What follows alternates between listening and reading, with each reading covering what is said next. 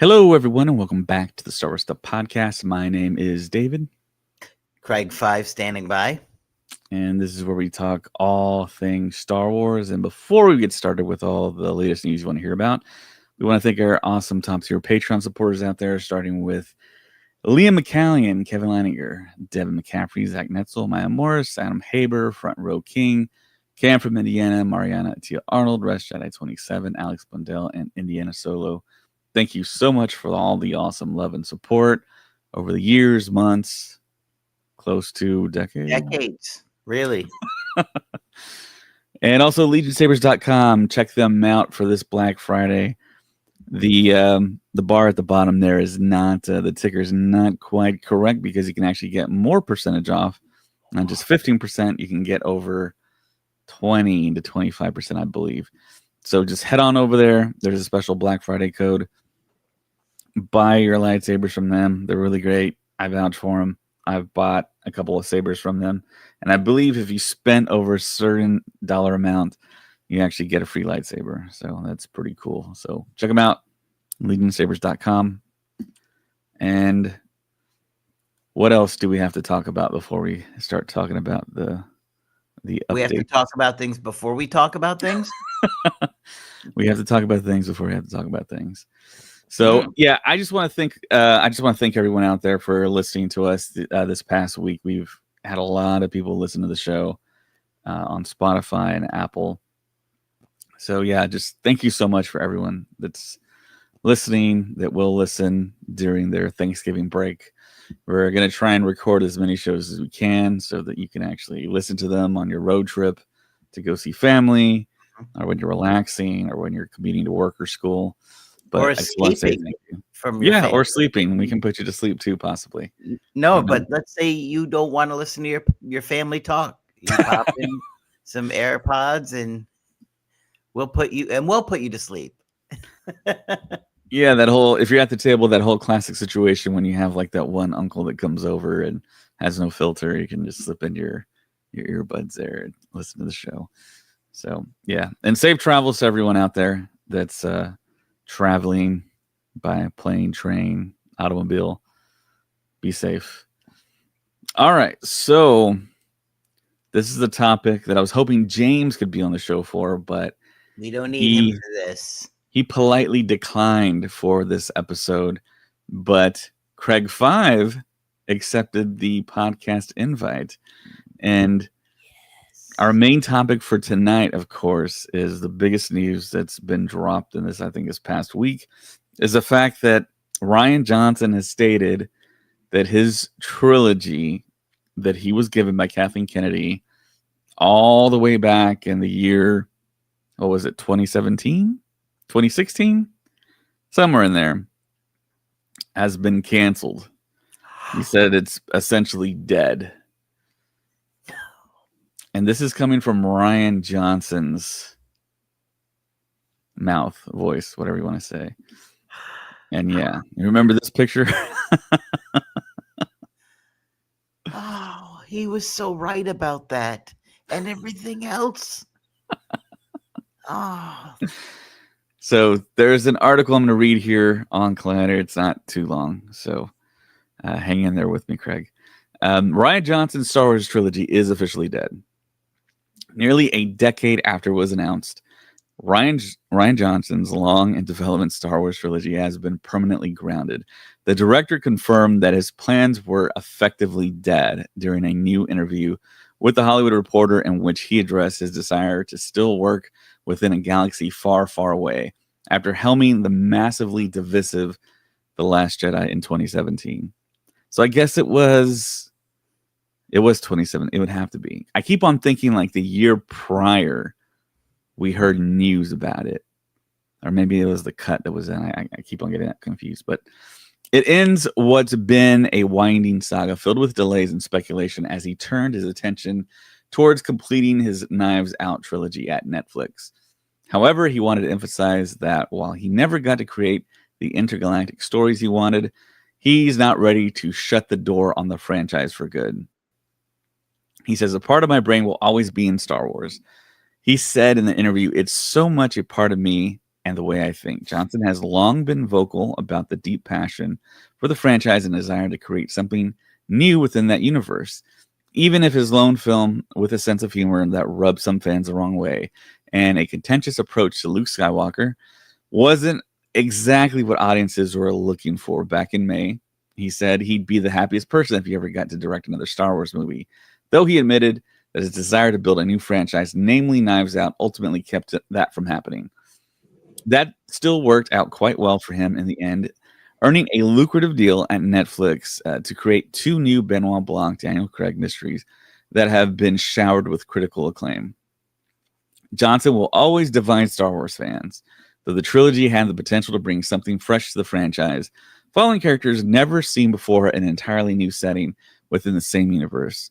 For what it's worth, the director also maintained a positive relationship with Lucasfilm throughout the process, which could mean a return sometime down the road. His plans were, however, in the chaotic shuffle with no shortage of other future projects ordered after the advent of 2019's The Rise of Skywalker that are in various stages of fizzling out or coming to fruition. Like Sean Levy's upcoming Star Wars Starfighter with Ryan Gosling, next on the docket is Jon Favreau's The Mandalorian Grogu, coming to theaters on May 22nd, 2026, and featuring Pedro Pascal reprising his role as Din Djarin from the small screen. So what do you think of Ryan's comments there, Craig? I don't really care about his comments.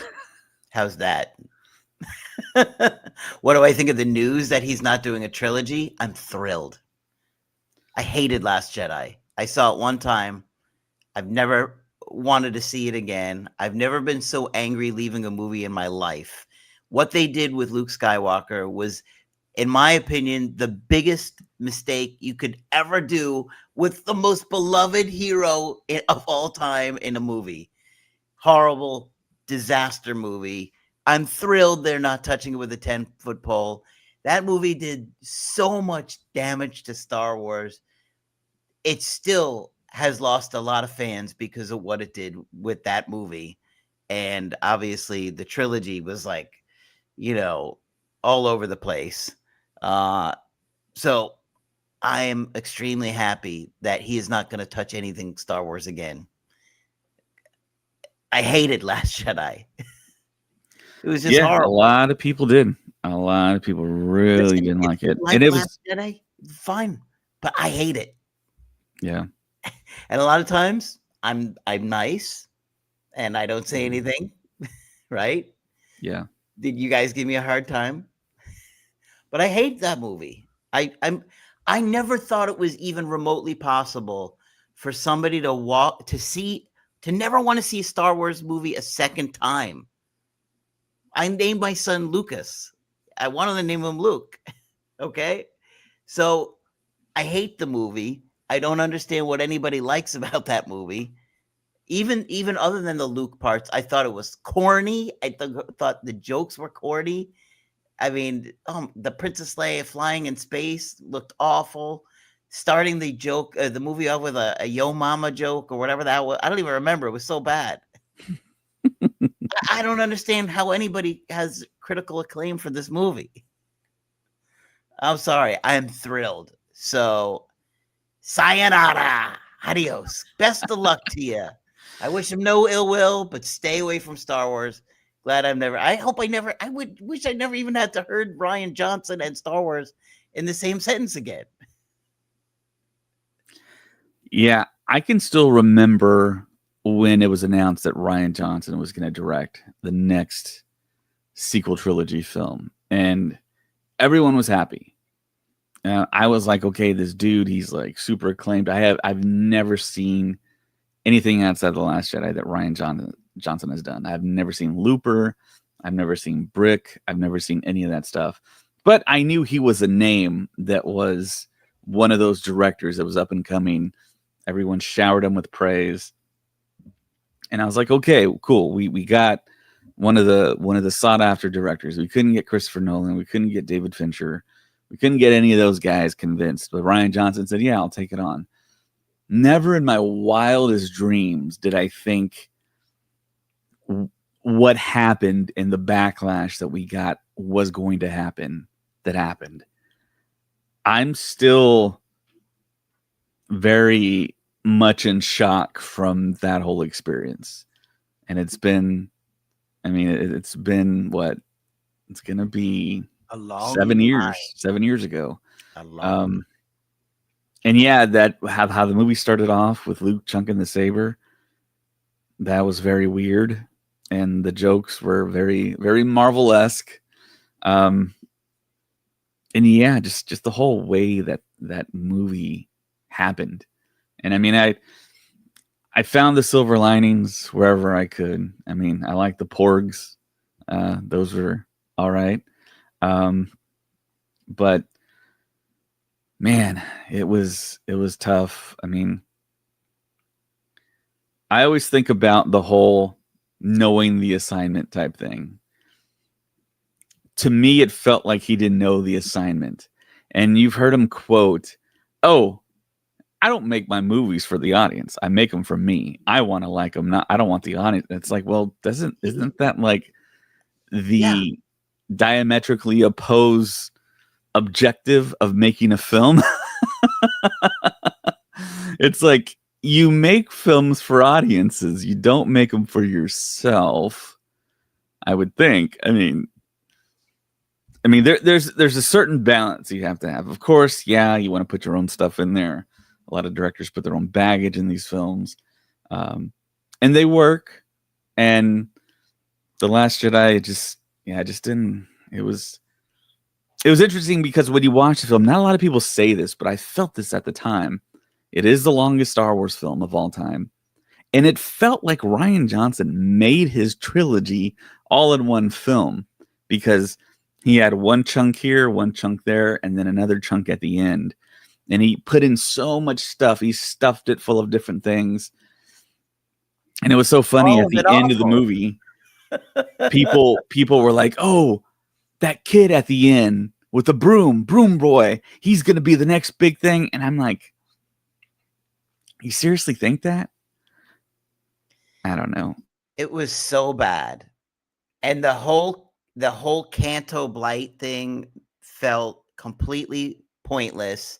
DJ with that awful whatever that noise was that he made when he was talking. Yeah, Benicio del Toro called it a stammer. And that was actually his idea. And Rian Johnson let him do it. Oh, surprise, surprise. It was a disaster. Oh my gosh. So bad. So bad. Noah Richard out there watching us on YouTube. Thanks so much, man. New background. What new background? I think he hadn't seen in a long time, and I'm in a different room with my Funkos and all that stuff. So, yeah, I mean, it gave me, it's weird to say, but it gave me, when I go into these Star Wars movies, I'm always like nervous. I'm always nervous that they're not going to be good. And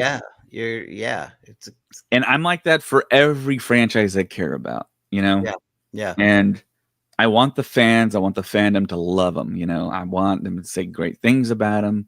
I want people to be hyped up. It's almost like I'm somehow a part of all this, and I have like skin in the game, which I don't. I mean, I'm a podcaster, but I mean, I just want my favorite stuff to be beloved by everyone, for everyone to talk about it in really positive ways. And there is a large group of people that do talk about this film in a very positive way, but it feels like the people that talk about it negatively overshadow those people and are way more vocal about that movie.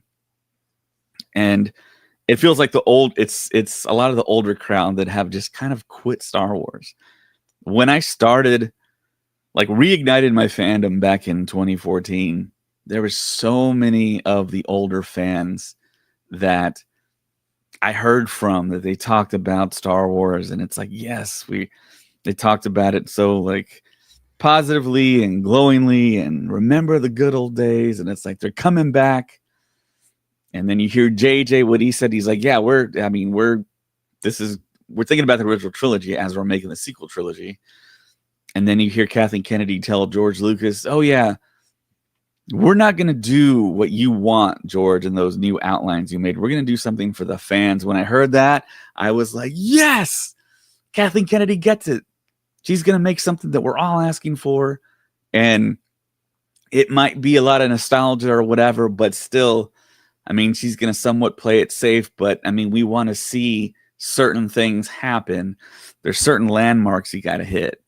And J.J. Abrams said it. I remember in an interview, he's like, when you make a Star Wars movie, there's certain things you have to have it. You got to have X-Wings, you got to have TIE fighters, you got to have Star Destroyers, you got to have Stormtroopers. The redesign for the Stormtrooper was great. It worked. That's fantastic design. I still don't know who designed it, but people called them like the Duck Troopers because they look kind of like a duck, and then they were referencing like Donald Duck or whatever. But they still work though. They still look cool. And yeah, The Force Awakens happened. It was fine. Most expensive, most lucrative film of all time, box office wise. And then they handed the baton off to Rian Johnson. He did whatever he wanted. At the very end, JJ wanted to have Luke force floating rocks around him on Octu. And Rian Johnson went to him and said, like, hey, we can't have that. And he's like, what? He's like, Luke doesn't have the Force. And I bet he was like, say what? So that all happened. And of course, before The Last Jedi hit the screens, we got the news that Kathleen Kennedy gifted him or gave him, I don't know what the right term is, a trilogy. And I think that got us even more hyped for The Last Jedi. We were like, this thing's got to be like the best Star Wars movie. It's like The Empire Strikes Back. It's the second movie in a trilogy. If it's like The Empire Strikes Back, it's like the best. Really good. The trailer looked really good. Yeah, there was so much speculation. Wow. Yeah. Everyone was like, it's time for the Jedi to end. It's like, so we're going to have a new thing. They found out like a thing that's like better than the Jedi. Is it going to be like gray Jedi, like rules and doctrines and fundamentals? I mean, is it going to be, did they just think of something really cool? But of course, yeah, we didn't really get that. I mean, I remember me and my brother were like, Luke and Rey are going to be fighting Snoke and Kylo Ren. It's going to be, because there were rumors that there were it was going to be a 2-on-2 duel, remember? Mm-hmm. So many different rumors. Yeah, it was, oh my God. Yeah, we're just supposed to find out more about Snoke. And hearing Luke say this is not going to go the way you think. Yeah, fine. But I mean, it really didn't go the way we thought. I mean, you would figure we were going to enjoy it. Yeah. But going back to the trilogy that we found out he was going to get, that like put like the hype level to insane proportions. Listen, and here's the thing. Disney would be absolutely nuts to let him do a trilogy. There is so much anger and divisiveness after The Last Jedi that so many people would absolutely refuse to spend any money on anything Rian Johnson did. And they don't want, I mean, at the end of the day, this is a backlash. That this is a business, and that backlash is not worth investing all this money and time into and destroying the brand any further. They can't have his name anywhere near anything Star Wars. They can't. It'd be crazy. It'd be absolutely nuts. Yeah, so when the whole thing went over with The Last Jedi and the reactions, and then Solo underperformed at the box office, and then people were trying to tell me it's due to The Last Jedi, man. We're protesting The Last Jedi by not seeing Solo. And I was like, how does that make sense? Solo's actually good, but you're not going to see that movie because the other movie was not what you wanted. And I was like, man, you got to support Solo. Solo was actually pretty good. No, but I met people that were like that. They're like, I'm not going to go to another Star Wars film after what I just saw. And it's like, oh my gosh. And I think they somewhat got over that for The Rise of Skywalker, but that movie wasn't that great. But it was weird to me when Rian Johnson signed that big contract with Netflix. Netflix gave him like $100 million, whatever. Daniel Craig got like $50 million, like just straight up cash up front to do a couple of Knives Out movies, sequels to the Knives Out film he did. And then Rian Johnson decided to create his own production company. And I was like, yeah, this trilogy ain't going to happen, man. He doesn't have enough time to create a brand new Star Wars trilogy, brand new characters, brand new environments, brand new ships, brand new this, brand new that. I always go back to watching Peter Jackson try to create the Lord of the Rings, and he didn't have to create those characters. Those characters already existed, and he still had so much difficulty and not enough time to do certain things. So I was like, how is Rian Johnson going to create something from scratch that's a trilogy that's going to be good and also do the Knives Out thing with his new production company? To me, I was like, no, there's no way. He's going to have to focus on one thing. I never really thought it was going to happen, honestly. I really just did not think it was going to happen. It's a massive investment. Like, the backlash and the amount of money they have lost over The Last Jedi, it made no sense to let the same director say, okay, now we're going to give you 3 more. Even though at least half the people hated that movie, we're going to give you 3 more of those to really make people angry. Well, the thing about it was it wasn't going to be tied to Luke Skywalker, apparently, or the Skywalker saga or whatever. I was thinking, I mean, I didn't think it was. I kind of like to see what he had in mind, not touching characters that were like beloved. But I mean, yeah, there were so many super positive people and so many super negative people, and it was like, this is just a mess. I can't believe we are in this spot right now in fandom. So, and you know, me personally, I didn't bash the Acolyte. In fact, I stood up for it a lot of the times, or Skeleton Crew, or I've been pretty positive about just about anything else, even Rise of Skywalker. But you will not hear me say anything nice about Last Jedi, other than Mark Hamill was great. His acting was he was great with what he had to do. His acting was tremendous, man. I was like, why hasn't he worked more? He was great. I was kind of taken aback by his acting capability. And I think Lucasfilm also did press for a nomination. They did the whole press thing, the press push for awards. I don't think he got nominated really for anything other than like the traditional sci-fi fantasy award show stuff. Yeah. I want more Star Wars, but I want none from Rian Johnson. So that's where I stand on it. So, yeah, the big kudos to Rian Johnson comes from Celebration from me. He started signing autographs around midnight before his Last Jedi panel back in 2017 Orlando. Yep. And he stayed until 4 a.m. signing everything for everyone. So, yeah, I still have the picture. I still have the badge. He signed my badge. And you know what's crazy? I thought about doing that night because we had done the night before for the big panel, and my body was in so much pain from sleeping on that floor. I didn't even sleep. It was brutal. So I was just like, I'm not gonna do it tonight. But if I said anything, I already knew 100% in my mind. If I talked to him, I was gonna say, "Don't kill Luke." That's all I was gonna say was, "Don't kill Luke. Don't kill Luke. Don't do it. Don't do it. Don't do it. It's the worst thing you could possibly do." And he did it. So I'm glad he's not touching Star Wars ever again. Go off, do whatever the heck you want. I wish him nothing but the best, but I don't want him anywhere near Star Wars. I'm not going to bash him.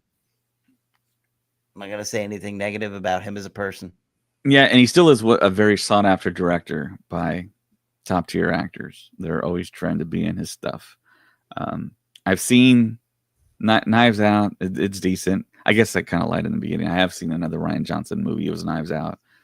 But I haven't gone back and seen his previous stuff. And I saw the sequel, which is all right. I mean, James absolutely loves those films. But well, he's not here to talk about that. So let's Yeah. Let's stay away from that. Sorry, James, you had your chance. So yeah, it's that trilogy. You can put a fork in it for right now. But I do wonder if It he's ever going to makes come no back. sense. It's not coming back. It makes no sense. It makes no sense, David. We're talking about a massive franchise. Well, I mean, Listen, there were no toys on the shelf for that movie. There was like nothing, and they weren't selling. They were not selling, and the Rise of Skywalker had even less because of that. Now, Force Awakens had tons of toys. What Last Jedi, the toys were sitting there. They couldn't. How many figures even came out? And then it was like people were just so like, I think, disgusted, disheartened, whatever. They couldn't give that stuff away. Yeah, the Force Friday definitely wasn't the same. I think that's when I met James. There wasn't that many people. For the Force Awakens, the line was like wrapped all the way around the store, almost inside the store, and it was ridiculous. Listen, I'm a big collector, so Mhm. I went to like Walmart or Toys R Us for the openings of episodes 1, 2, and 3, and even the Clone Wars and all that stuff when they'd release the merchandise, and I was like first in line at like our Walmart and the first in line at Toys R Us and everything. So I love doing that stuff, and it was like people just aren't interested in the Last Jedi figures. There was like hardly anything out there. Is and that's a big part of it. Yeah. Yep. It's almost been a decade, man. But though for those 2 years afterwards, I mean, all the discourse online was just so heavy. And after a while, I was like, man, I really wish this would just end because people just go back and forth about it. So, yeah. All right. Well, there is a Starfighter update out there, a few of them actually. And there's a couple of articles out there. I'll read a couple of them here. One back on November 11th. Did we cover that one, Craig? I can't remember. I know we talked about it. Yeah, it was an interview with Sean Levy. He said, my experience is that I genuinely feel like my 10-year-old self is on set with me every day. It is astonishing and it's complicated and thrilling every day. Ryan Gosling, we all know how brilliant he is, but he's an incredible creative partner and to fill out a cast with amazing actors like Mia Goth, Matt Smith, and Amy Adams. This revelation of a young actor in Flynn Gray, it is more creatively satisfying than I dreamed it would be. The shoot is going well, and as you know, we're a little over halfway done. I'll be back on the set Monday morning. It was a quick trip here, but you know what? 10 years of Stranger Things, I couldn't miss this farewell moment. It's meant so much to me. That was one of the updates. The other one was on the 15th, and it's entitled Starfighter Got Even More Exciting After the Director's Latest Comments. It says, Director Sean Levy recently shared comments that make Star Wars Starfighter the franchise's most exciting upcoming project. It's been 6 years since The Rise of Skywalker, which is wild, and Star Wars still hasn't returned to the big screen. The series has primarily focused on its television projects on Disney Plus, such as The Mandalorian, Skeleton Crew, and Andor. For the last few years, Lucasfilm struggled to make a Star Wars film despite announcing several that were supposedly in development. Projects like Patty Jenkins' Rogue Squadron, an upcoming Rey movie. My screen just flashed and I lost my place. And Taika Waititi's untitled movie have been in production limbo for a while, with conflicting reports that the projects have been scrapped, paused, or still in the works. Star Wars will return in theaters the next year with The Mandalorian, of course. And that is all that had to say. So there is also a report out there. Someone, I remember reading it, but it was in reference to the DP, the same guy who shot Top Gun Maverick and F1 for Apple. And if you've seen those movies, they look terrific. Everyone's kind of joked or said, oh, Top Gun Maverick is just essentially A New Hope with the trench run sequence. But yeah, he's seen footage of what he's doing, and Sean Levy is just super excited about what us fans are about to get. Plus, Disney has told him that they're wanting him to stay away from previous concepts and characters and stuff like that. So it's okay for him to do his own thing. And that kind of connects to the Rian Johnson thing, because they told Rian Johnson with this trilogy, it could be all new, totally disassociated from anything that we've seen before. So it's kind of like Sean Levy's kind of getting the benefit of what was promised to Rian Johnson. But this is going to be a single movie. We all assume if it does well, it might turn into a trilogy. It might turn into something bigger. I haven't heard a whole lot of the whole, maybe at the end, Flynn Gray's this like possible Jedi, and they take him to Rey, Daisy Ridley's character, at her new Jedi Academy. I haven't heard a whole lot of that talk lately. So maybe this is like a standalone thing, kind of outside of everything, outside of the Skywalker saga, outside of Skeleton Crew, outside of the Acolyte, outside of everything. Do you think that's even possible to do that? I mean, is our audiences going to be cool with that? Is there going to be enough like Star Wars language visually and thematically on screen to be something that is not connected but connected? What do you think? I don't think it needs to be connected. I think audiences will be fine with all new characters and such, as long as it's good. You know, as long as there's good characters that you care about and you like them and you feel transported into a galaxy far, far away. You know, I think that in a way, Star Wars should feel like a fairy tale. And if you're doing that right, it has no need to connect to anything else. You know, I just think that you have to have a really good imagination to do Star Wars. And it's not like a lot of different genres for that reason, because it is, in a way, it's kind of like a fairy tale. And then it's, you know, obviously there's some Like a Western. politics. Yeah. And it's in space and different planets and creatures, and all those things have to be cool and interesting. So no, I don't think it has to be tied to anything at all. I mean, Skeleton Crew wasn't. I mean, it was all on its own, and that was really enjoyable. Yeah, I think Skeleton Crew kind of rode that balance of kind of, yes, they had aspects of it, because like with the lightsaber, that kind of came into play, and the whole pirate thing, and then some of the aliens that we saw in the cantina showed up in Jabba's palace. So there was connective tissue that way, and then there were a little bit of Easter eggs here and there. But it's probably the most individual thing out of all of the projects. No, I think so. The most like disassociated from the mainline story. Yeah. But then you had Vane, the pirate, who's also in The Mandalorian and Book of Boba Fett, which. But you didn't. The story would have been completely the same. Yeah. It's not like people are like, oh, it's Vane. You know what I mean? It could have been some other random pirate, and it would not have changed people's interest level. It didn't. People weren't like, oh, wow, it's Vane. He was in Mandalorian for 15 seconds. I loved him. Yeah, and I got to meet the actor Marty Matulis at Rebelscum Con this past August, and he was pretty cool. I had never met him before, and I just said, "Hey, Marty," and he came to the table, and we just started talking, and he was pretty cool. Yeah. So I think even if Vane hadn't been in it, it wouldn't have changed anything for people. Yeah.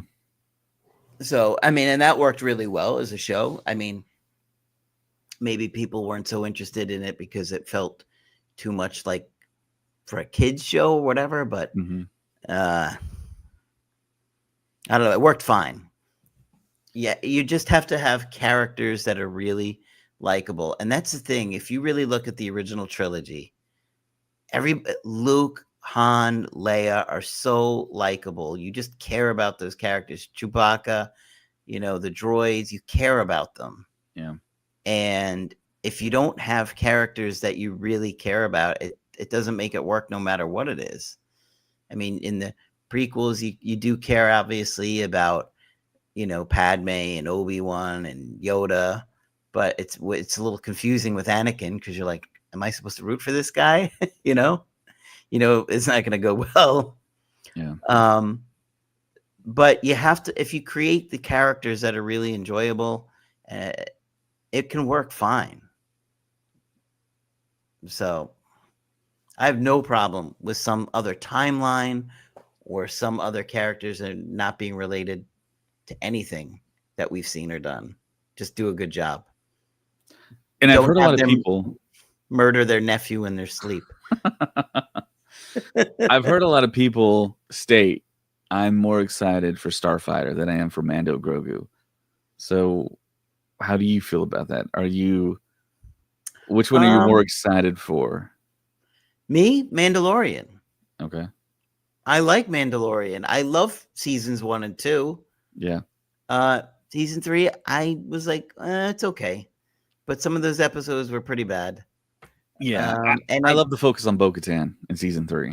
That's what I really I love that Katie Sackhoff actually got some time to shine. But I'm not knocking Katie Sackhoff. I like it. It's just it felt some of it just felt a little flat to me, and just kind of like meh. Yeah. But season 1 and 2 are fantastic. I mean, season 1 and season 2 are all-time seasons of Star Wars, I think. I think season 4 would be great. I'm more excited for Mandalorian than I am for Starfighter. Yeah. But I haven't seen anything from Starfighter yet. A couple pictures.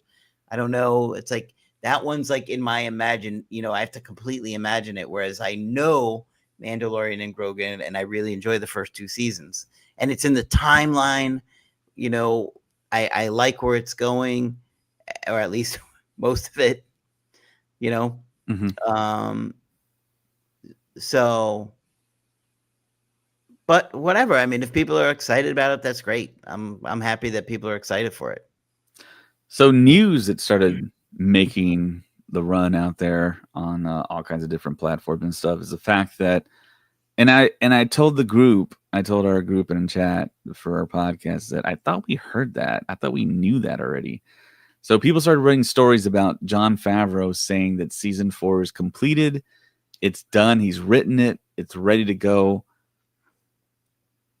And people, it's on his desk. And people were like, well, what? I thought Mando Grogu would have been season 4. But no, Mando Grogu is its own self-contained thing. And then there's a season 4. And I could have swore that we knew that already. I don't know why it became such a... I think there was a question that was asked to John, and then it got printed and people ran with it or whatever. But yeah, season 4 is done. It's I mean, not shot. It's written. But the question is, the performance of Mando Grogu, does that determine if season 4 does get shot? Seems like it. Why? Because if not, why not already have it started? Like, they could have already been working on episodes by now. Well, I mean, I think they're still working on Mando Grogu, technically, because I mean that's a feature film, and they got to do a lot of post. And I know, but you could. And then Filoni's doing season 2 of Ahsoka. So that's kind of half of the people that are working on something else now. Half of the 2 like brains behind the operation, I should say. And Favreau, I mean, yeah, he's going to be very, very particular and like hands-on for every part of the process. Because I mean, he's Jon Favreau. I mean, he makes big-time movies. So I think that's why season 4. I think that's maybe part of the reason, or a huge chunk of the reason. But if Mando Grogu doesn't perform, I'm interested to see if season 4 actually happens, so to speak, because I mean, if you're the movie studio, if you see poor box office for Mando Grogu, how do you feel about green lighting another season? Yeah, do they tell themselves, oh, that was theater, this is a television series for Disney Plus, it's gonna do great still for us? Do they think that way? Or do they do a big pivot and just be like, okay, yeah, we're not going to do any more Mando Grogu. All the films that come out, let's just weave in those storylines if we can into the next set of Mandoverse films or other TV shows that they feel like spawning off of the Mandoverse. I don't know. It makes sense. I think it will do fine in the box office. I don't know how great it will do. I guess it'll depend upon how good the trailer looks, right? And then word of mouth from there. Yeah.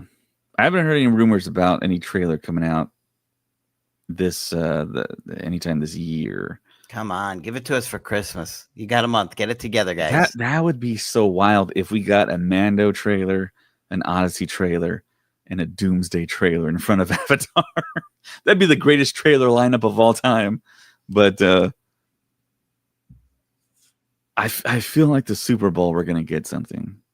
That'll be the second week of February, and that'll be a couple months ahead. So interesting to see. I want to see how they react to everything. If Mando Grogu makes $1 billion, yeah, we're going to get a season 4, no doubt. I don't think it's going to make $1 billion. Well, I mean, you know, you never know. You know, I suppose it's possible. Did Lilo and Stitch do $1 billion? Yeah, I'm pretty sure that made $1 billion. Well, I mean, yeah, I suppose it's possible. But I mean, that's a far less known. It's not the 4 quadrant as what Mandalorian is. Lilo and Stitch is like families, little kids. It's not like the that age demographic that's like in their 20s, 30s, like single men. That demographic, I don't think they went to go see Lilo and Stitch as much.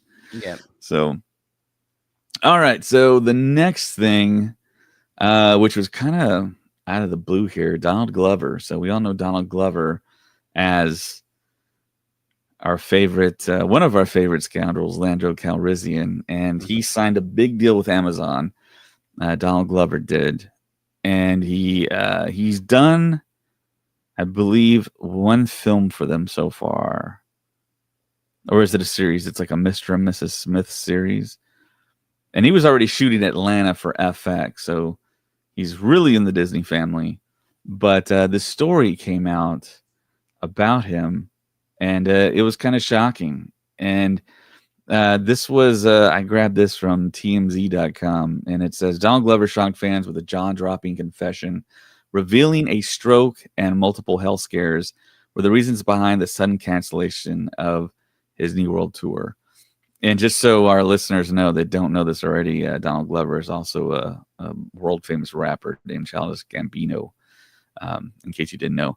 The artist opened up during his set at the Camp Flog Gnaw Festival on Saturday, telling fans things got serious fast while he was on the road last year. And he told the audience that he had a stroke and he found out he had a hole in his heart. And he was told to stop his tour. Wow. And he said, Donald Glover's quote that I've read several times here has been kind of plastered everywhere. He said, I had a really bad pain in my head in Louisiana, and I did the show anyway, he told the crowd. I couldn't really see well, so when we went to Houston, I went to the hospital, and the doctor was like, you had a stroke.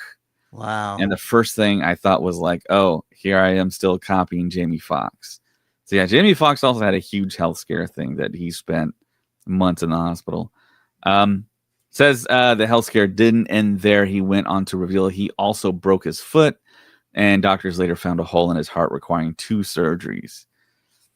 Reflecting on the ordeal, he left the audience with a message that hit hard. They say everyone has 2 lives, and the second life starts when you realize you have 1. You should be living your life how you want. If we want to do this again, it can only get better. Fans had long wondered what really caused the canceled tour dates. At that time, Donald Glover only said he needed surgery and time to heal. Now it's clear he wasn't just stepping away from stage. He was fighting to stay alive. Wow. So, how old is Donald? I am not sure. Make up a number. Hey, Siri. How old is Donald Glover? Donald Glover is 42 years old. It's 42. Wow. You're a little older than I thought. Scary. 2 years younger than me. But yeah, super talented. He's a writer, director, producer, rapper, and yeah, hopefully he gets better. You see a lot of these really talented guys that have all these projects and spinning so many plates.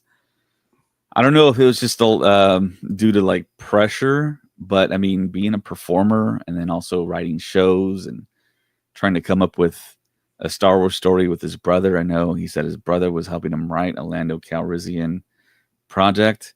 Um, I mean, you can take on too much, and I hope he's healthy for the foreseeable future, and maybe kind of smells the flowers a little bit, and yeah, just make sure he stays healthy. He's fantastic as Lando.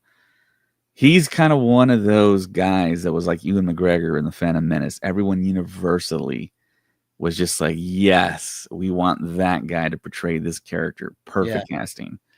And yeah, he's, like I said, I can't say it enough. Super talented, super smart, super creative.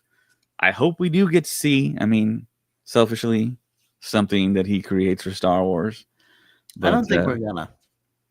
It kind of feels like that now. Yeah. I don't feel like we're gonna. There's been too much time that's passed, and there's been no momentum or talk about it. It's just, I don't know. Maybe they just couldn't come up with something that quite felt right, which happens.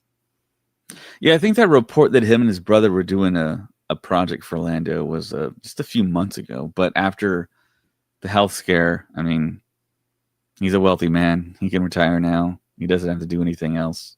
But he is one of those like top tier creative guys.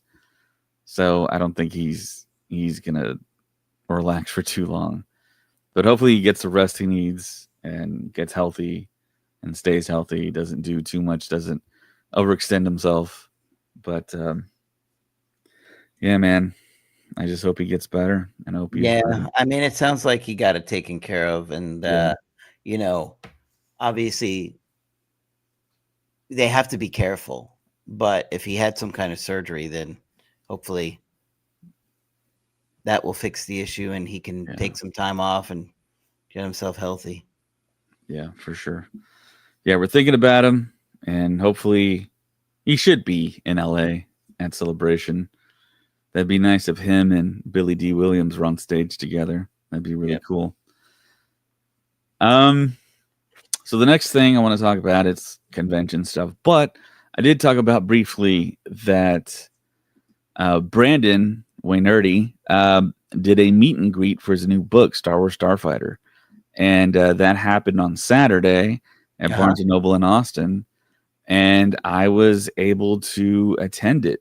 And little did I know that the owner of Rebelscum Con was there too, and I got to talk to him for a little while as well.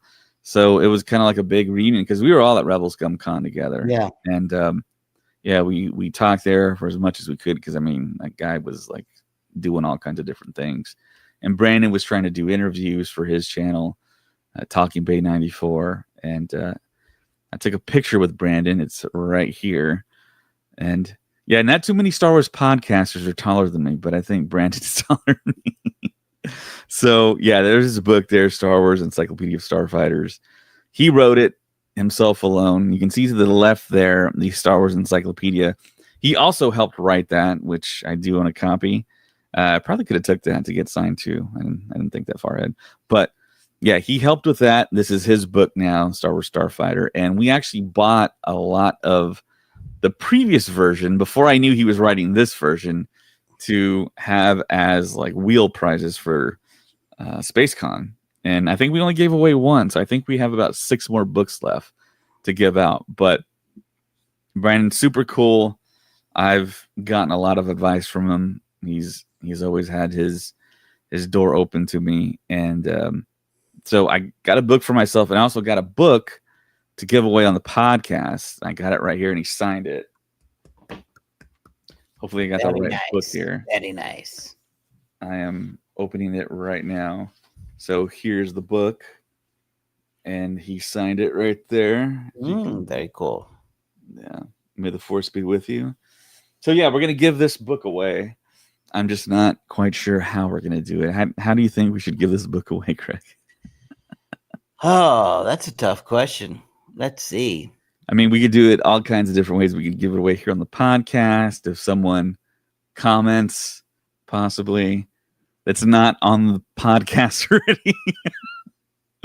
I know we have a couple of our hosts watching right now, probably. But Jeez, maybe do we give it to somebody who writes a review of us on? yeah, we could do that.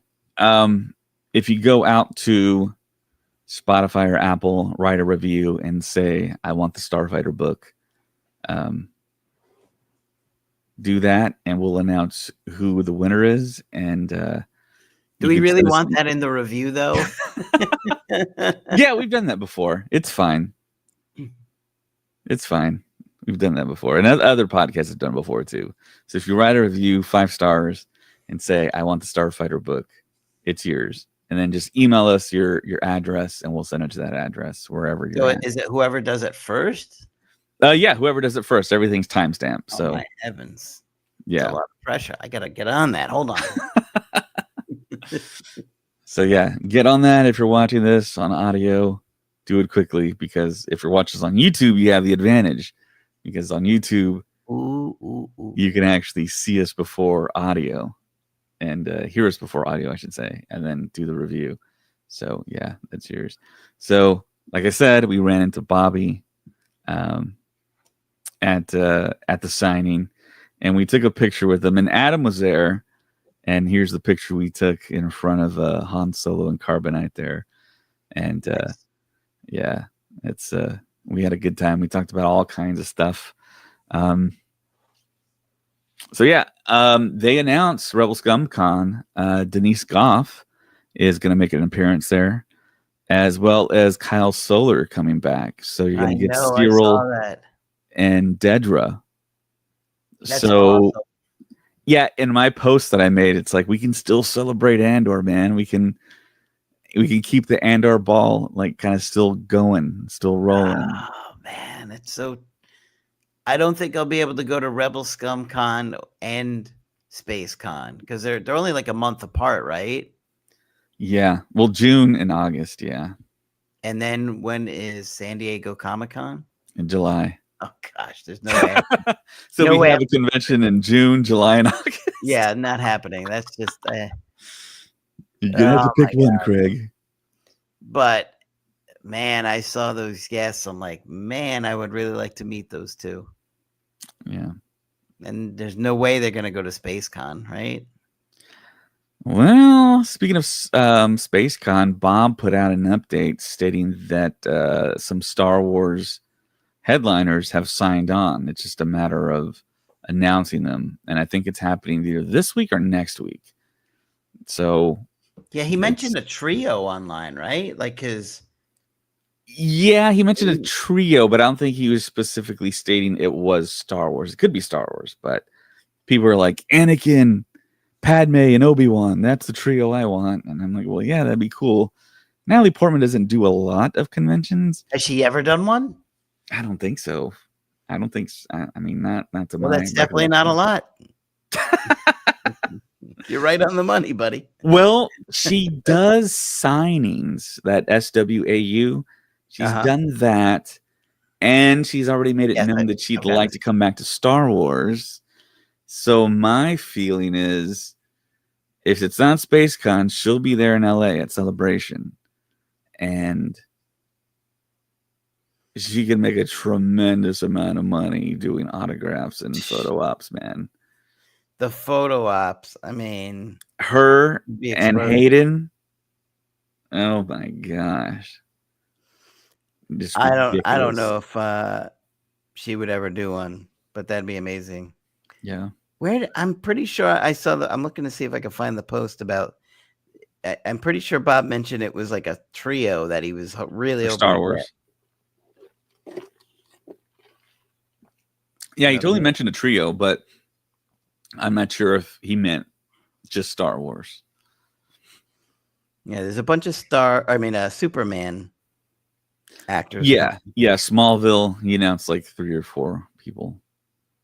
Wait, he said, okay, to provide a little more insight into 2026, let me say this. We have secured several more Star Wars guests and waiting on other Star Wars guests that we can pair up with them. Our quote unquote dream trio is in progress. Okay. Hopefully within the next 2 to 3 weeks, we will know. Now, who would be a dream trio? I mean, when you say the word dream, it's like, okay, hold on. Let me like, keep my expectations at bay here. But if he got Portman and Ewan and Hayden, that'd be amazing. Would he call it a dream trio for Ewan, Hayden, and Rosario? Because he got them last year, right? Yeah. So would he call that a dream trio?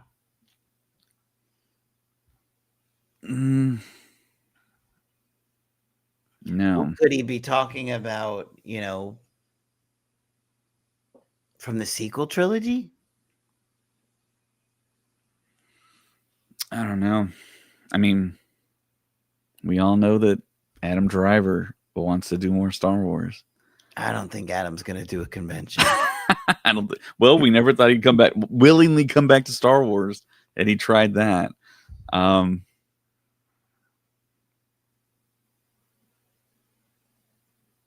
mean, what do the people think? Leave a comment. Who do you think is the dream? Comment if you're watching on YouTube or Facebook. Dream trio. Yeah, or Twitter. Comment below and say who you think your dream trio for Star Wars would be for a convention that would actually show up to a convention. I don't know. I'm still thinking. I mean, I think if you're going to say dream, that makes me think Portman. Yeah. Or maybe he's meaning like Daisy Ridley, Boyega, something like that. Oscar Isaac, yeah. I mean, I do know that. I wonder if it's okay for me to say this. Do it. I do know that there's two, I guess you would consider dream or like headline actors that were pretty close to being at SpaceCon. They didn't go, but I mean, it's not that hard to guess the two big actors that were contacted. So, yeah, it's Sam Jackson. That would be cool. Sam Jackson, Natalie Portman, and Liam Neeson. Wow. Yeah, we just said Ian McDermott. That would seriously be a dream. You would have to come to SpaceCon, right? There's no way I could miss that. I would not miss that. There's no way. Yeah. For Sam Jackson, Natalie Portman, and Liam Neeson, there's absolutely no way I would miss that. Yeah. That would be a dream. But I think that's unrealistic. Yeah. Even to get one of those three would be incredible, let alone all three. Yeah. We shall see. Call Bob now. Wake him up. I've done that before, and it wasn't great. Yeah, I didn't think I called him too late, but it was too late for him. So you're like laying in bed, you're like twirling your hair. Hey, Bob, David, what are you doing?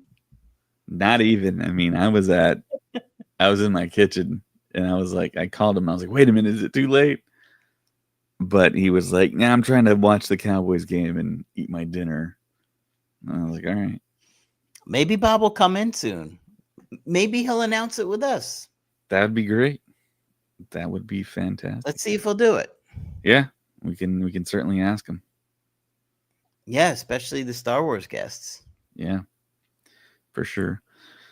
There's two other little stories here that I think we might want to talk about just a little bit. There's a Zeb story out there that stated that Zeb is going to essentially be kind of the linchpin tie in what's happening with Ahsoka between the Mando and Grogu film and Ahsoka season 2, which we all freaked out when we saw Zeb in live action, and we saw him kind of like stomach up, and then I think we kind of saw a little bit of the legs. And in this picture, if you're watching this on YouTube, Facebook, Twitter, you can see how much animation has to go into creating Zeb in live action. You got the hair, you got the multiple knee joints, you got the big toes, and yeah, man, I think we're all excited. We've seen him in the trailer, like hop around and kind of fight a little bit, but yeah, you need a big budget to animate this guy because he's super complex, very time consuming to animate and do right.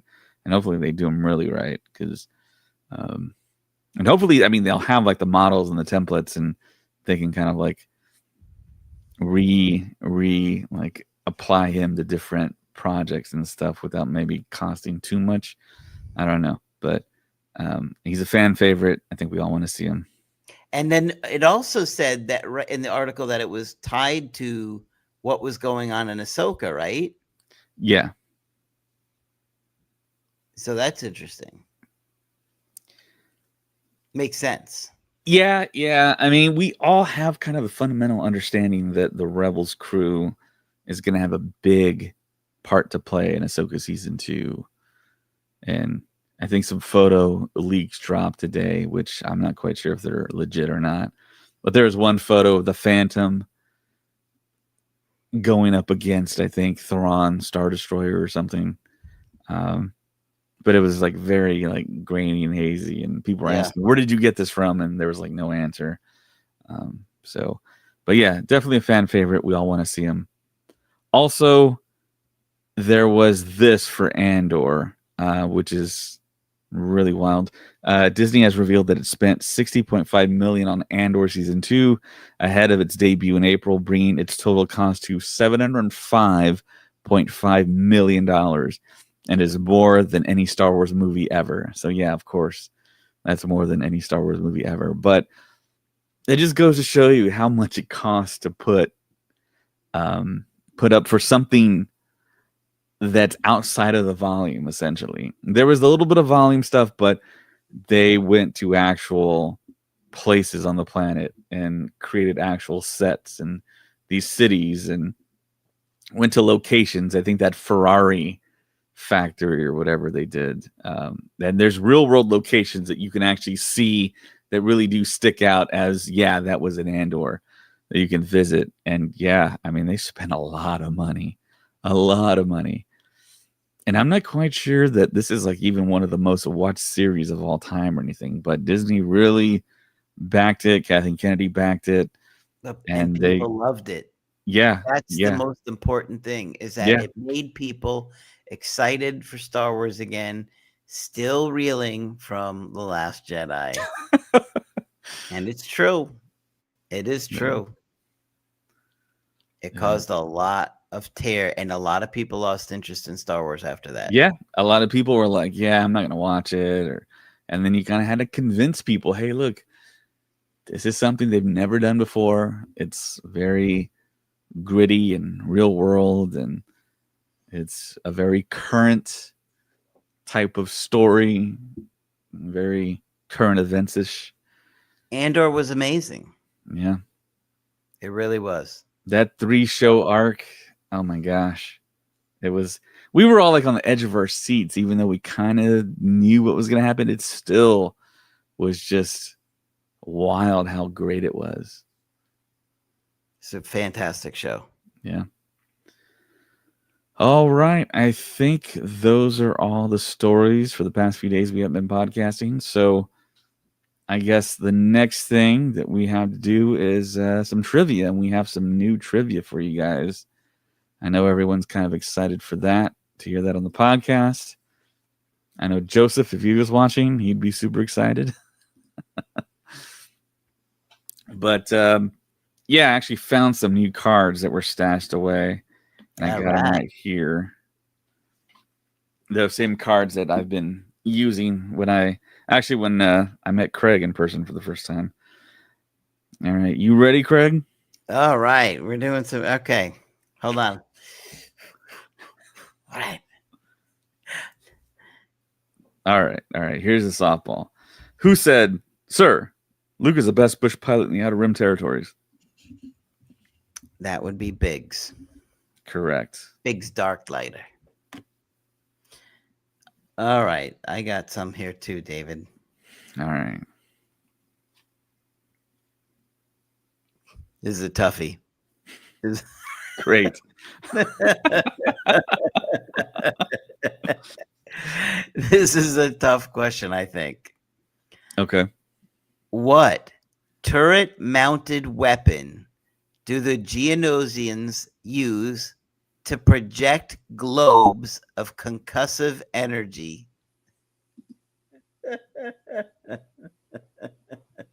You can do this, David. No. Blob cannons. Is that your final answer? Yeah, I have no idea. It's a tough question. I'm gonna read it again. Maybe so. Did you know it before you saw the answer, Craig? No, I did not. Okay. I did not know that. Does anyone in chat know it? I'll ask the question again. Okay. What turret? Now they might be trying to Google it. Don't Google Yeah. it. By this time, yeah, there's a bunch of Googling going on. What turret-mounted weapon do the Geonosians use to project globes of concussive energy? If anybody has a guess. Anybody guessing? No. What's the answer? A sonic cannon. Oh, okay. A sonic cannon. All right. See, that's a tough question. I would not have got that. All right. I have a tough question for you, Craig. This is an off-screen type of question answer. So if you get this one, I'll be impressed. When did Han Solo expect to arrive at Alderaan? I think it's off-screen. Maybe it is said in A New Hope. Hold on, let me think about that. I feel like he did say something. Maybe he said something like we should be something there shortly. I feel like that's what he says.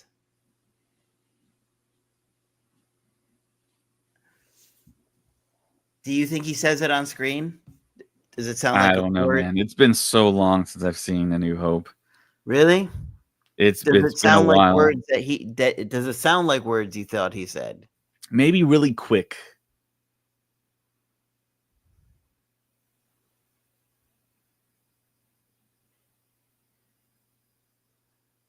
So he would have said that to Obi-Wan and Luke.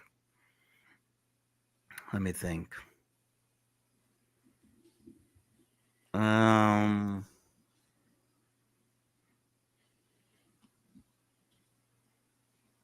Give me a hint.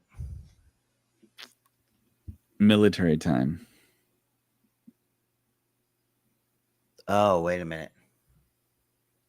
Is it like 0400 or something like that? It is something like that. I'll stick with 0400. Is that your final answer? Yeah. Incorrect. It was 0200 hours. 0400 was an option for multiple choice. You were super close. Yeah.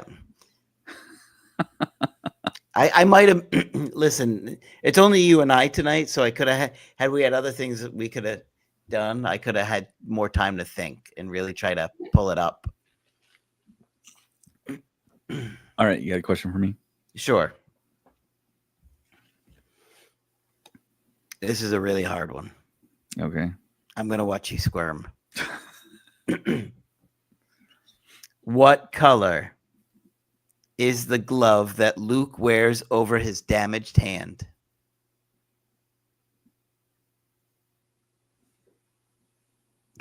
I mean, you would want to say black. It's black. I just wanted to give you an easy one to get you nervous. I thought about the whole like brown cloak situation in Return of the Jedi, and I was like, I "Why wasn't would trying that?" to confuse you. I just wanted to give you. I just wanted to see you squirm. Okay. All right, you ready for your question now? Sure. Which character did Phil Brown play? Phil Brown. Yeah. Phil Brown.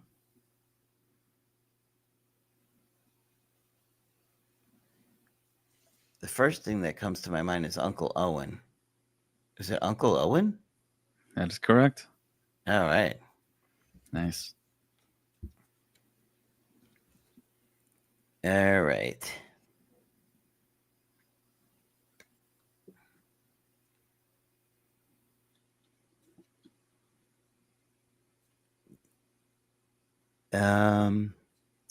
This isn't too tough.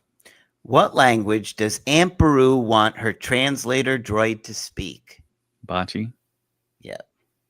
All right. This is kind of a tough one. I guess, well, I think for you, like mid-range here.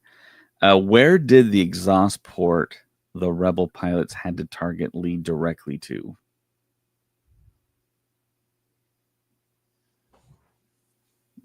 The reactor shaft? I'll give it to you, but the answer is the reactor system. Oh, okay. That's the answer. The The other multiple choice for the ventilation system, the fuel system, the molten core. Okay. I think that's close enough, though. I mean, that's kind of a weird one. What optical instrument does Luke keep hooked to his belt while on the farm?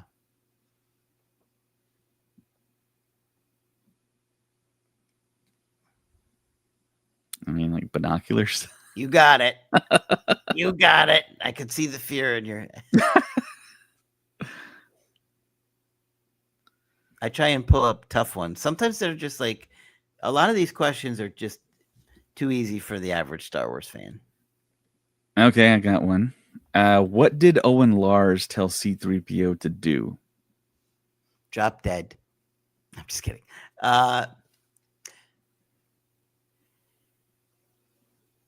Shut up. Correct. All right, shut up. All right. What 4-word apology does Han extend to the cantina bartender after blasting Greedo?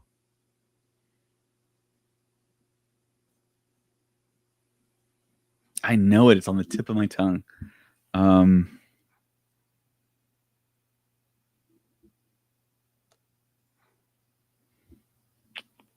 Gosh, man, if I think about it long enough, I can get it. Does Han extend to the cantina bartender after blasting Greedo?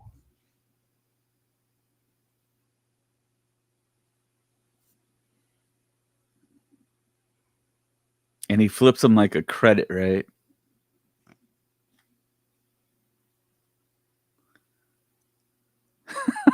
God, man, I can't remember this. Oh man, I bet people in the comments. Oh, I got it. Sorry for the mess. Sorry about the mess. It was close. But you know, we'll count that. We'll give it to you. All right. Who did Darth Vader think was missing from the consular ship? Ambassadors. Correct. Well, the ambassador.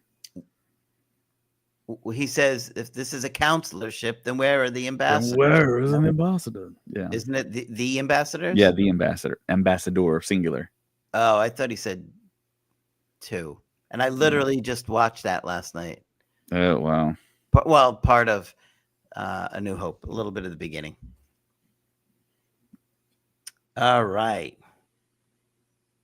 Who identifies the droid who saved Queen Amidala's ship as R2-D2?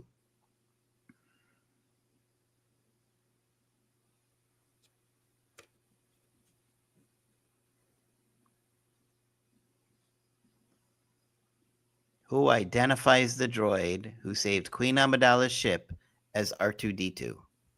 When you say that, it makes it sound like a character says, "Oh, that's R2D2." I don't think that happens. What do you think happened? But I think when R2 rolls out in outer space on this ship, and then he kind of connects that wire over and gives him like full power. I mean, it's Rick Ollie that No, right there he says that little droid did it. Yeah, he said that. Yeah, but that's not Captain Ollie. Who says that this is R2D2? This is sad. This is your favorite movie, David. So the scene where little Anakin is there, and then they're like cleaning him up, and it's Natalie Portman. So Queen Amidala dressed as a handmaiden? No. What's the answer? Captain Panaka. Oh, okay. Yeah, I don't remember that. He's like that. Remember, Queen Amidala is sitting there in her like purple dress or whatever, and she's like, "Oh." Yeah. And he looks like behind and says his markings are R2D2. Okay, I remember that now. Yeah.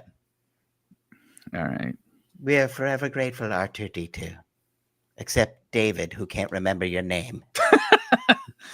I remember Captain Panaka. He's the one that also said we're dead ducks, and then we're like, they're just ducks in Star Wars.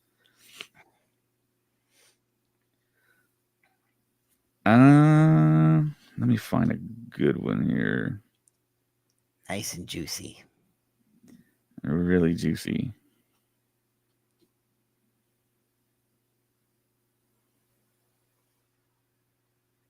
Okay. What did Luke Skywalker do toward the end of the Battle of Yavin that distressed the rebels? He turned off his Nava computer. I'll give it to you. It says he turned off his targeting computer. Oh. What do they call it though? Do they call it targeting computer? Because I feel like they say it, and then he's like, nothing. I'm all right. Yeah, he's like, Luke, you switched off your targeting computer. Is everything okay? Something like that.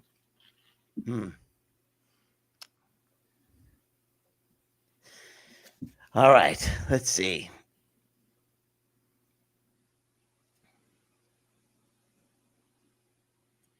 What planet does Yoda head for after Chancellor Palpatine is granted emergency powers?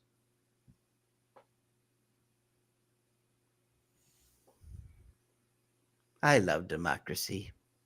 I love the Republic. That wasn't a clue, by the way. I guess he heads to Kashyyyk? No? No, this is a tough one. No, this is episode... Is this episode 3? It has to be episode 3. I'm going to read it again. What planet does Yoda head for after Chancellor Palpatine is granted emergency powers? When is he granted emergency powers? It was episode 2, I'm thinking. Now that I'm thinking. Where does Yoda head to? Yes. I guess Geonosis? No. Where does he head to? Camino. Visit these cloners, I will. Okay. Something like that. Remember, he says he's going to go check out the cloners? Okay. Yeah. That was a tough one. It was a tough one. How wide was the target area the rebel pilots had to fire at when attacking the Death Star? Oh, man. I want to say 3 meters. Got it wrong. What is it? 2 meters. God, that was my initial thought. That was my initial thought was 2 meters. And then because he says to Wedge, the Womp Rats are back home aren't any bigger than 2 or something like that. They're not bigger than 2 meters. So for some reason, I was thinking it was 3 meters. My initial thought was 2 and I went against it. I'm so ashamed of myself. That's it. I'm going to give David extra hard questions now. Go for it. You might as well. All right. What underwater vehicle is propelled by rotating tentacle-like fins? A bongo. I'll give it to you, but it says the Gungan bongo. All right, you should get this one, Craig. What did Han Solo say was wrong in the detention center when he was contacted? Okay. Reactor leak. Is that your answer? Wait, say that again? What did Han Solo say was wrong in the detention center when he was contacted?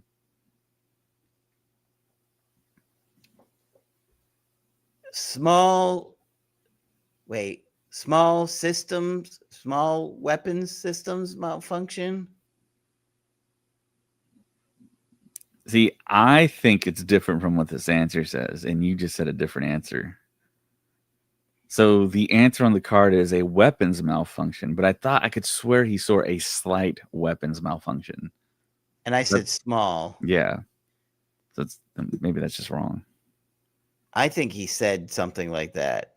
Slight or small weapons malfunction. But he also says nothing. We're all fine here. Yeah. Or something like that. Let's see. Mary says, sorry about the mess. Let's see.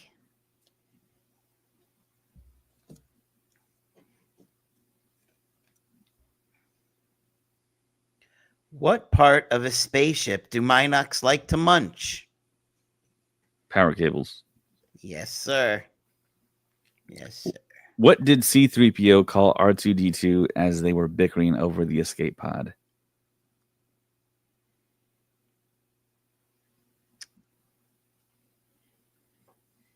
Oh my gosh, there's so many insults. Over the escape pod, he says,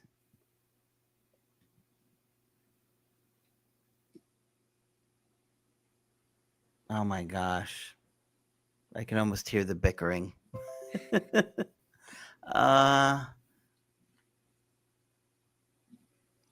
Man, I think he calls him a mindless ball of grease, but I feel like he says that on Tatooine. What does he call him?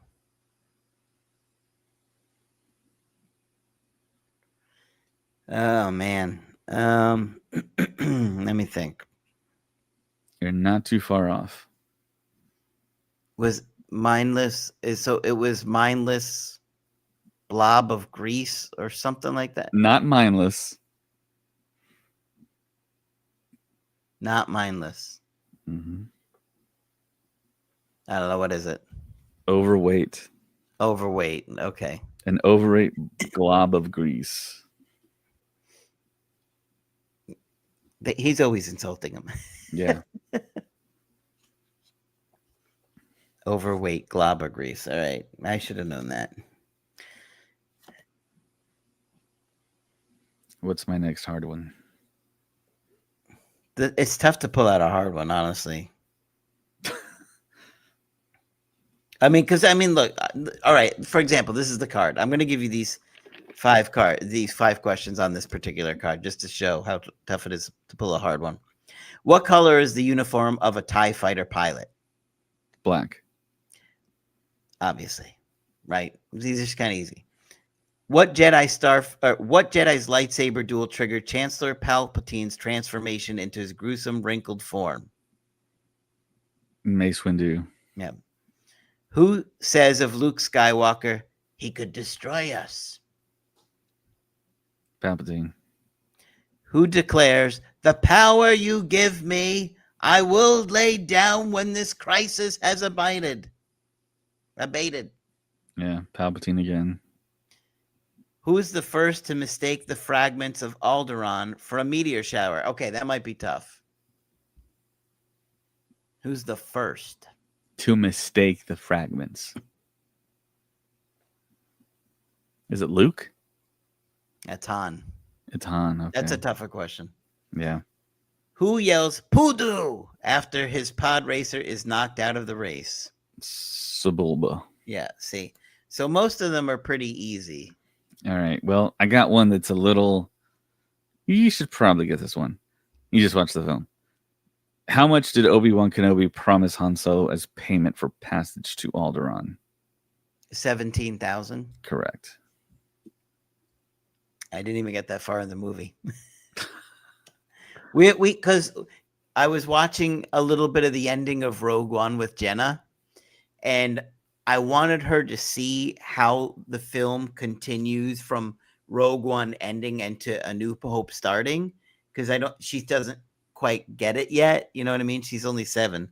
So I'm trying to get her to see how it basically, when one movie ends, it's literally a few minutes later that the next one begins. Nice. So we only watched a little bit of A New Hope. She was tired.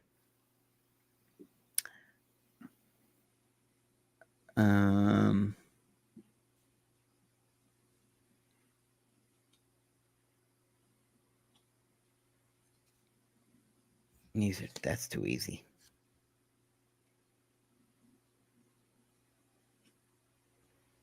Am I asking this one or is it you? I'm not sure, but I'll ask you one. What else did the TIE Advanced X1 have the regular TIE fighters lacked?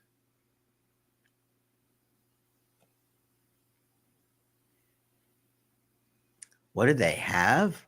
Mm-hmm. That a regular TIE fighter lacked? Mm-hmm. Jeez, what did it have? I mean, I know they were shaped differently. The wings were shaped differently, but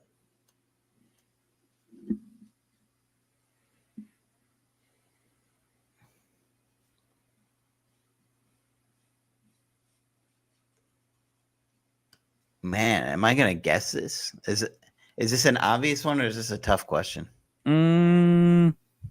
When you think about it, it gets pretty obvious.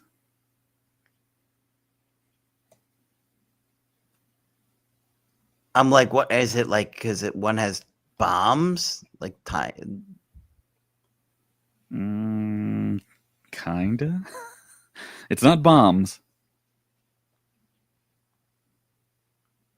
Man, what does the TIE Advanced have that the regular TIE fighter doesn't? Lasers on the cannons on the wings? No. What is it? A shield generator. They got blown up pretty quick. I don't remember any shield on them. Right. It's saying that they don't have shields. The TIE Advance does have a shield generator. I don't remember them having any kind of.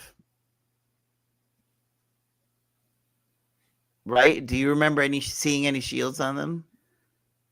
Well, you don't see the shields. They just have them. Right? Let me see. I mean, you can see the shield. You see the shield in Rogue One. On the TIE Advance? No. On the shield generator.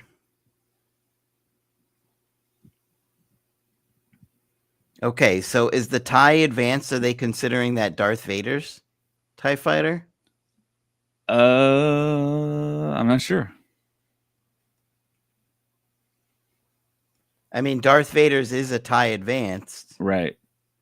So the only way he was, if he would have been hit, he would have had shields, but the wing of a TIE clipped his wing. Maybe the TIE Advance is just Darth Vader's. It's not any of the others. Right. All right, I got another question for you in the same realm. Which ship lacks landing gear? This is kind of an interesting one. Which ship lacks landing gear? Yeah. Wow. This is another one. If you think about it, you can remember seeing landing gear on a particular ship. And then you think about the precursor and you're like, oh my gosh, there's no landing gear. The TIE fighter? Yeah. So remember how we see Moff Gideon's ship land and the wings like fold? Yeah. And then there's like a little bit of landing gear that comes. Yeah. All right, let's see here.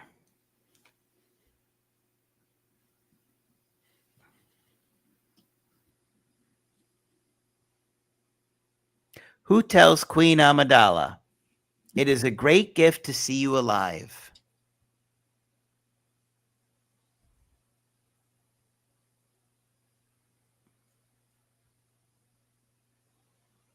Is it Senator Palpatine? It is Senator Palpatine. Nice. I thought maybe you might go with Yoda, or because Yoda says something similar. Yeah. Here's one that I don't think they ever state in the films, but you might know it. How did the droid stay on the back of Luke Skywalker's land speeder during travel?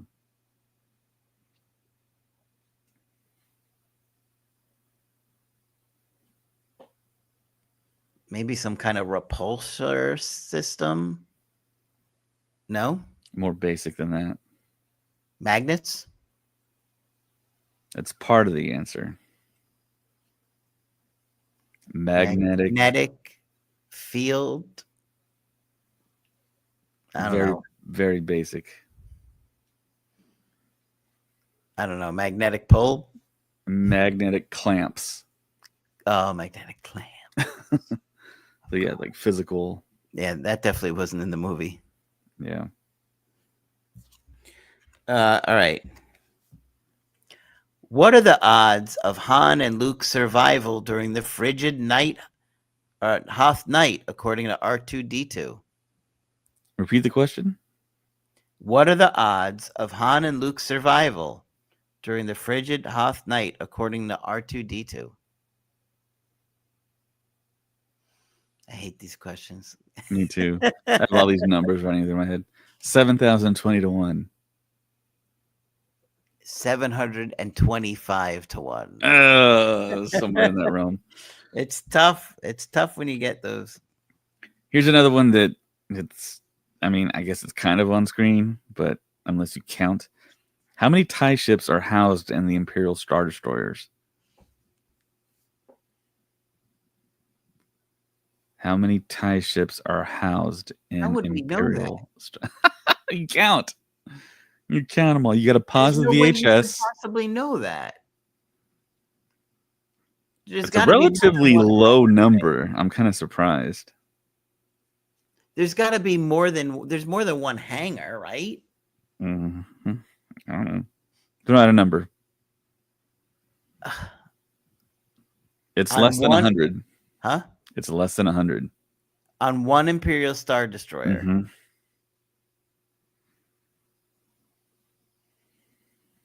God, I don't even know. Like, I would guess it's like, I thought it would be more. I'll say 50. 72.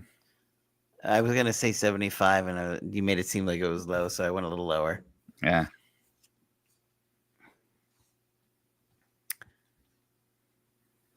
Who delicately informs Lord Vader the Emperor commands you to make contact with him? I know you love these questions. Some dude wearing a gray Imperial suit. Who delicately informs Lord Vader? I don't know that dude's name. To make contact with him. What's his name? You could take a guess. You love them so much.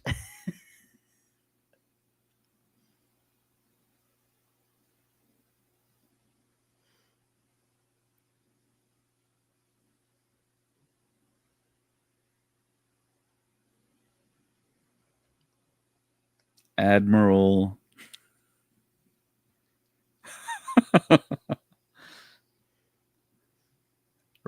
Riker? I don't know. Admiral Riker. What? You were doing so good with Admiral. Yeah. Admiral Piet. Oh, it was Piet. Oh man, I thought you were gonna get it. I thought you had Yeah, I it when probably you said should've. Admiral. Wow. Okay, what movie are we talking about there? When the Emperor commands you to make contact with him, is that Empire Strikes Back or is it? Yeah, I guess it'd be. Well, if it's Piet, I mean, it'd be Empire. Okay. And here's another one that was kind of like that hanger question. How many proton torpedoes does an X-Wing fighter carry?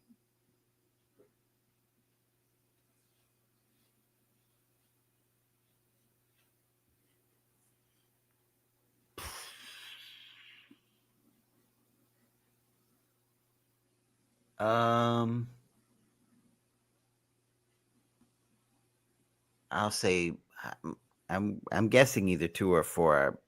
I'll say 4. 6. Yeah, I don't even know how you would know that. Is that in a book? Is it in one of the? Yeah, probably in a bunch of books.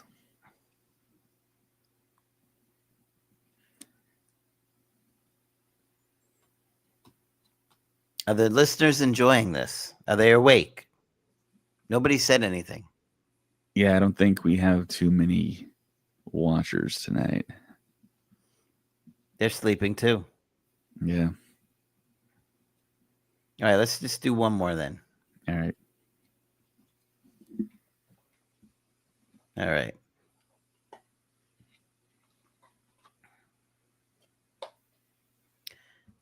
That's too easy. I need something challenging to wake David up so he has nightmares tonight. Oh, all right. Here we go. What city do visitors enter through hydrostatic force field membranes?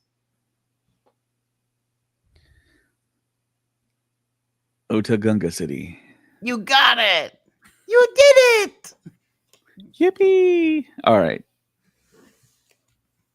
So that concludes another round of Don't Get Cocky Trivia. Thank you for everyone that's told us they love it. We love it too. And you keep on listening to these, I mean, you're going to be able to just destroy at trivia night at bars, man. That's right. And yeah, you can impress all your friends with all this knowledge.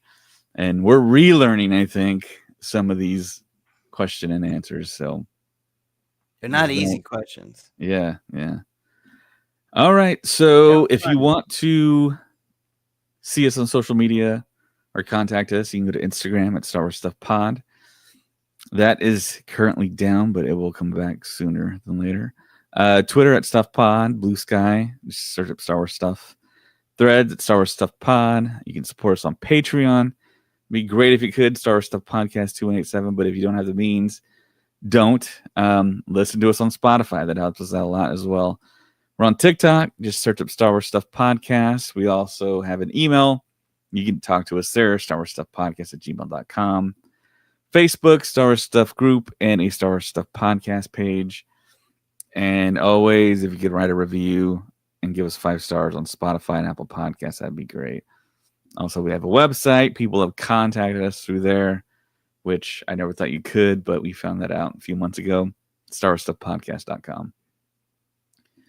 So for Craig 5, my name is David, and may the Force be with you.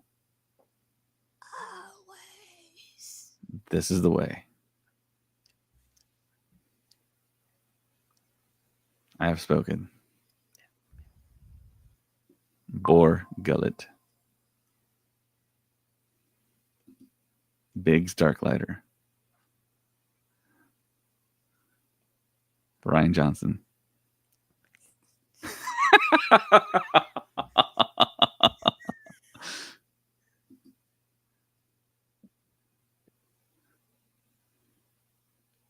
Utini. Dawanawanga. May the force be with you, everybody. We'll be back soon. Sooner than later. Till next Maybe. time. Bye. With more hosts. Till next time. Bye.